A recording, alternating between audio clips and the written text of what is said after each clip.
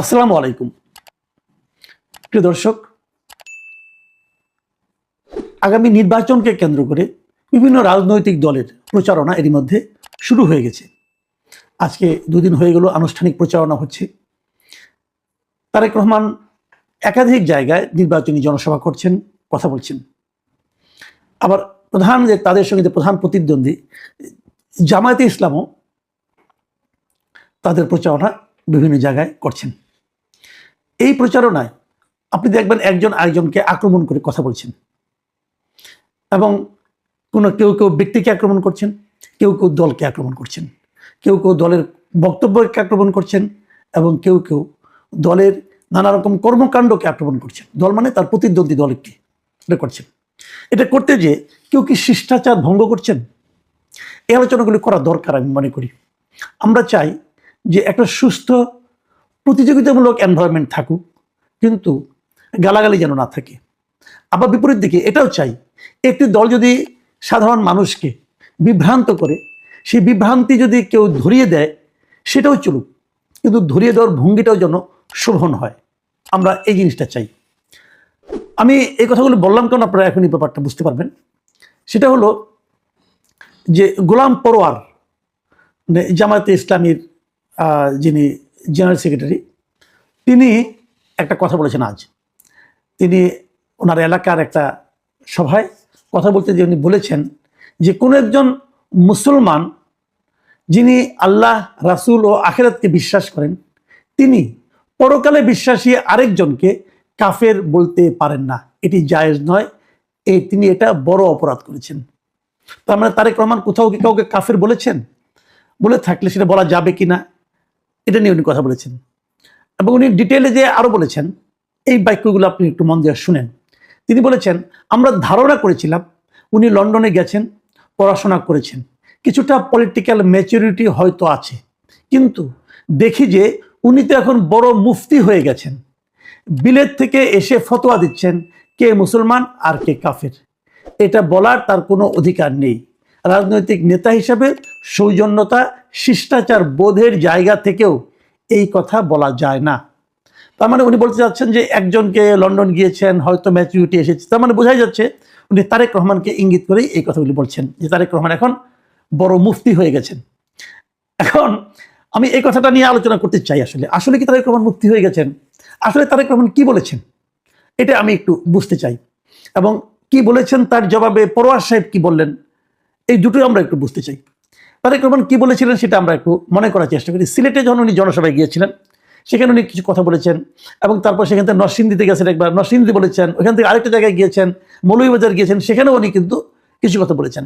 একটা কথা কমন, একটা বিষয় কমন, সেটা হলো যে জামায়াতে ইসলাম যে কিছুদিন আগে থেকেই মানুষের মধ্যে এক ধরনের প্রচারণা চালাচ্ছিল যে যদি আপনি বেহেশতে যেতে চান তাহলে জামাতকে ভোট দিতে হবে। জামাতকে ভোট দিলে আপনি ইহকালেও শান্তি পাবেন, পরকালেও শান্তি পাবেন, এবং আপনি বেহেশতে যেতে পারবেন। এগুলি বলা হয়েছে। একজন না, একাধিক নেতা, একজন ব্যারিস্টার তাদেরকে বেহেশতে বলেই ফেলেছে একমাত্র জামাতে ভোট দিলে বেহেশতে যাওয়া যাবে। আবার কেউ বলেছেন জামাতে ভোট দিলে পরে মানে পুরা আপনার দেশের মানুষের যে সওয়াব, দেশের মানুষের নামাজের সওয়াব আপনি পাবেন। এই ধরনের নানা ধরনের কথা বলা হয়েছে। এই বিষয়গুলোকে উল্লেখ করে তারেক রহমান কিন্তু কথাগুলি বলেছেন বিভিন্ন জায়গায়, এবং তারেক রহমান বলার ভঙ্গিটা আমার কাছে খুব ইন্টারেস্টিং মনে হয়েছে। আমি একটা জায়গায় দেখলাম উনি একজন জনসভায় যারা দর্শক ছিলেন তাদের মাঝখান থেকে একজনকে ডেকে নিয়ে আসলেন। ডেকে নিয়ে আসে মানে যিনি হজ অথবা উমরা করেছেন এমন একজন লোককে আসতে বললেন। একজন লোক আসলেন, সম্ভবত ভদ্রলোকের নাম রফিকুল ইসলাম বা এই ধরনের কিছু একটা। ওনাকে জিজ্ঞাসা করলেন, আপনি যে হজ করেছেন, মক্কা শরীফে গিয়েছেন, কাবা শরীফে গিয়েছেন, সেই কাবা শরীফের মালিককে? উনি বললেন আল্লাহ। তারপরে আপনার দুনিয়ার মালিককে? আল্লাহ। বেহেশতের মালিককে? আল্লাহ। সব কিছুর মালিক আল্লাহ। তো তারপর ওনারা জিজ্ঞাসা করলেন যে তাহলে বেহেশতে যে যার মালিক আল্লাহ, সেটা কি কোনো মানুষ তাকে দিতে পারে? এটা বলেছেন। তো ওই ভদ্রলোক বলেছেন না, এবং জনসভা বলেছেন যে না, পারে না। তো এরকম যারা দেওয়ার প্রতিশ্রুতি দেয় অথবা দেওয়া হবে বলে যারা জনগণকে বলে, অঙ্গীকার করে, তো তারা কি ঠিক করে? তখন উনি বলেছেন ঠিক করে না। তখন তারা বলেছেন যদি কেউ করে তাহলে তারা শিরক করে। এখন যদি শিরক করে কেউ, তাহলে তাকে তো আপনি মানে কাফের বলতেই পারেন। কোনো মুসলিম তো শিরক করতে পারবে না, তাই না? শিরকটা একটা শিরক হলো যত অপরাধ আছে, যত গুনাহ আছে ইসলামের, তার মধ্যে সবচেয়ে ভয়ঙ্কর এবং জঘন্য গুনাহ হচ্ছে শিরক। এখন তারেক রহমান বলেছেন তারা যদি বলে তারা শিরক করে। এখন এই কথাটুকু, এই কমন সেন্সটুকু উনি লজিক দিয়ে একটা স্টেপ বাই স্টেপ বলেছেন। এইটুকু বলার জন্য মুফতি হতে হয়? মুফতি হতে হয় না। ইসলামে, কোরআনে মুফতির কাছেই সব বলতে হবে, উনি ছাড়া আর কেউ কিছু বলতে পারবেন না। তিনি কোরআন বোঝেন, কোরআন পড়েছেন, তিনি কি বলতে পারবেন না?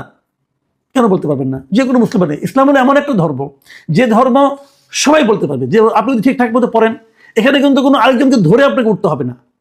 আপনি নিজেই ইসলামের সরাসরি আল্লাহর নৈকট্য লাভ করতে পারেন। অন্য সব ধর্মের সঙ্গে এই ধর্মের পার্থক্যটা এখানেই।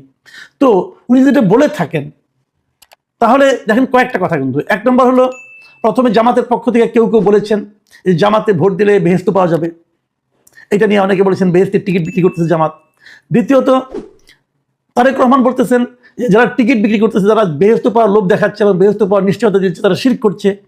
আর তৃতীয়ত গোলাম পরোয়ার সাহেব বলছেন যে উনি বিদেশ থেকে এসে ফতোয়া দিচ্ছেন এবং একজনকে আরেকজন কাফের বলতে পারেন না বলে উনি বড় অপরাধ করেছেন। এবার আসেন আমরা এই তিনটা কথা যদি আলোচনা করি, এই তিনটা কথার মধ্যে কোন কোন কথাকে আপনি ঠিক মনে হয়? কেউ কি পারে বলতে যে তুমি এই কাজটা করো, তুমি বেহেশতে যাবা, তাহলে তুমি একে ভোট দাও, তুমি বেহেশতে যাবা?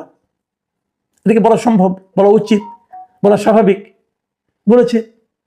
আবার যদি কেউ ওইটাকে ধরিয়ে দেয় যে এটা যারা বলবে তারা শিরক করছে, সেটা কি অন্যায়? আবার এই কথা যদি বললো শিরক করে, এখন এই জন্য তাকে আপনি তুচ্ছ তাচ্ছল্যকে বলবেন যে লন্ডন থেকে এসে বড় মুফতি হয়ে গেছে, এটা কি সঠিক? আমি একটা কথা বলি ভাই, ইসলাম এমন একটা ধর্ম যে আপনি মাথায় একটা টুপি লাগালেন, ইসলামিক বড় একটা পাঞ্জাবি পরলেন, মুখে আপনার লম্বা দাঁড়িয়ে আছে, অতএব আপনি সবচেয়ে বড় ইসলামিক স্কলার হয়ে গেলেন। এই জিনিসটি ইসলাম স্বীকার করে না, আমিও স্বীকার করি না।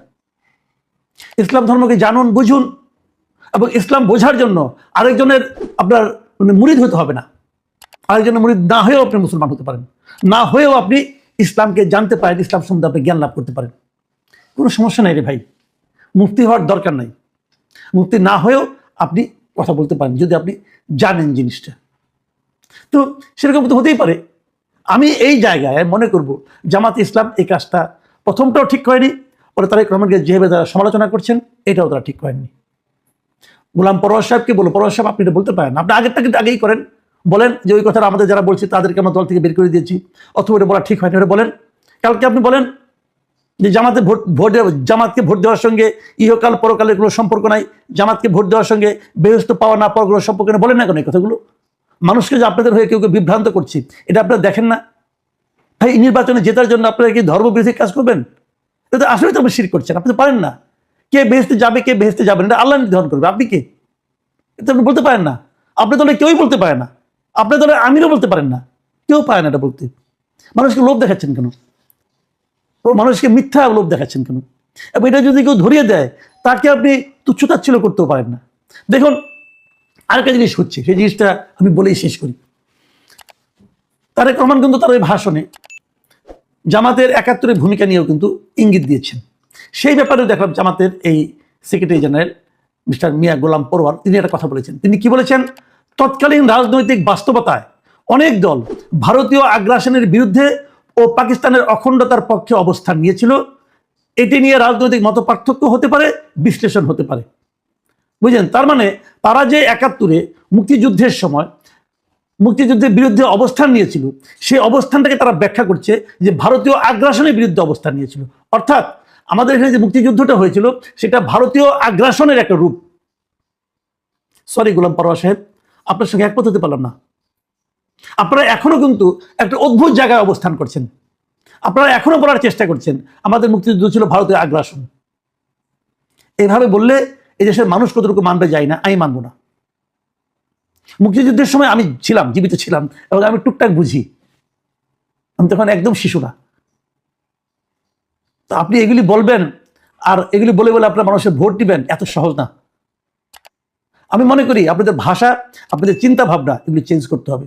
যদি জনগণের কাছে যেতে চান তাহলে মুক্তিযুদ্ধের সময় আপনারা যে ভুল আপনি করতেই পারেন, ভুল করার কোনো অন্যায় কিন্তু মানুষ মাত্রই ভুল করতে পারে। আপনারা যে ভুল করেছিলেন সেটা বলুন।